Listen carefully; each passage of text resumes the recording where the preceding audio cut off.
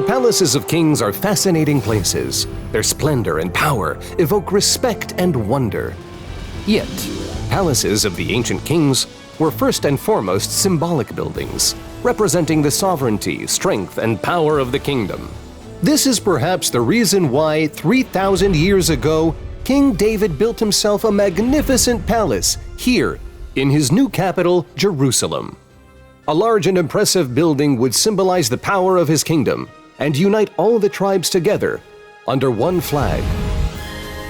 The Kingdom of the House of David. But in order to build a grand and luxurious palace, the highest quality materials were needed as well as skilled artisans. The Bible tells us that David's ally Hiram, king of Tyre, provided him with everything he needed, including materials and skilled workers.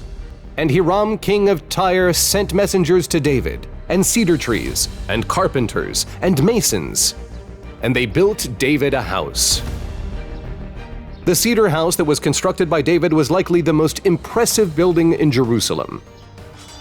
It's a pity that it was destroyed by the Babylonians and nothing remains of this beautiful structure. Or perhaps something does remain. The story begins back in 2005 when archaeologist Dr. Eilat Mazar excavates at the summit of the city of David and uncovers the foundation of a building from the 10th century, the era of David. Gradually, the foundations of an immense building were uncovered in this very spot. This wall, for instance, measured around 30 meters long, and very close by, she uncovered a stone capital which was undoubtedly part of a magnificent palace. In-depth analysis of the findings and various clues in the Bible as to the location of the palace led Mazar to one clear conclusion. "I have found King David's palace in Jerusalem," Mazar rejoiced, and the world was amazed.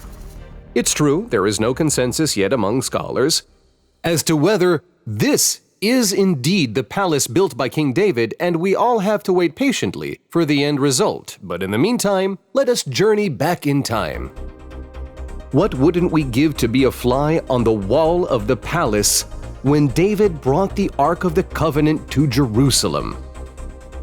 The esteemed king, wearing a simple cloth vest and without a crown, dances and rejoices excitedly with the people before the Ark.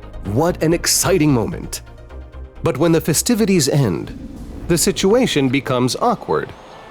The Ark sits in a simple temporary tent in front of David's magnificent palace, an arrangement that may have suited other kings but is very jarring for David. David turns to the prophet Nathan and pleads with him. "See now, I dwell in a house of cedar, but the Ark of God dwelleth within curtains." It was a defining moment, a moment when a new idea was born, to build a permanent building, a temple.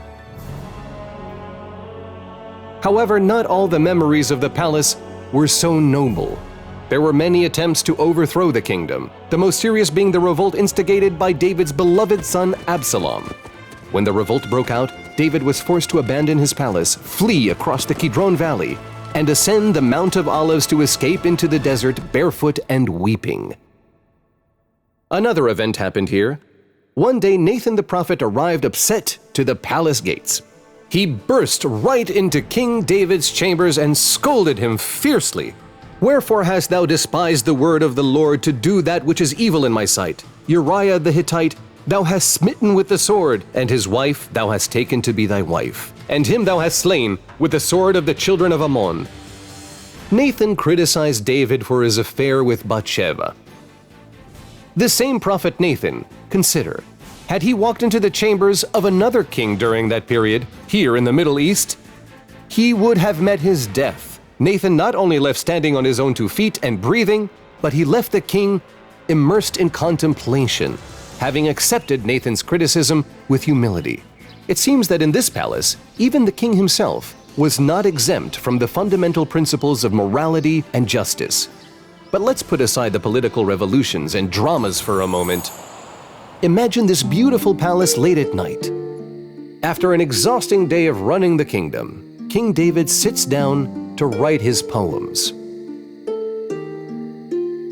the walls of the palace fill with the gentle sounds of a harp, and a word so widely identified with David, Hallelujah. David finally succeeds in thwarting all the attempted uprisings against him and continues to rule his palace with an iron fist. David Ben Ishai died and was buried here in the city of David, just a few meters from his palace. Yet, the dynasty of the House of David produced 22 kings that ruled for over 400 years. It seems that David's palace was indeed unique. On the one hand, a symbol of sovereignty, strength, and power, and on the other hand, a place of deep faith, values, and spiritual creativity. And of course music, lots and lots of music.